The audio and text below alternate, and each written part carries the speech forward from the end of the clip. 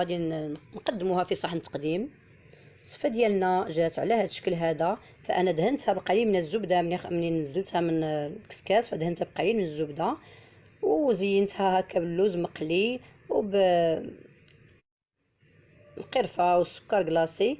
فنتمنى ان هذه الوصفه هذه اولا هذه الوجبه هذه تنال الاعجاب ديالكم، ولا عجباتكم بطبيعه الحال ما تنساونيش من اللايكات ديالكم.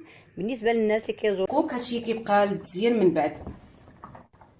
والله العظيم الا دقت هاد الصفه ديال اللي بالكوك زعما جربوها، لان شحال من واحد اول مره راه غادي يشوفها كتجي روعه روعه، كتجي اكثر من رائعه.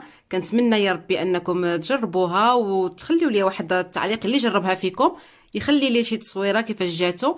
بصراحه كتجي رائعه، ووصفه جديده وفيديو جديد ان شاء الله. خليتكم على خير.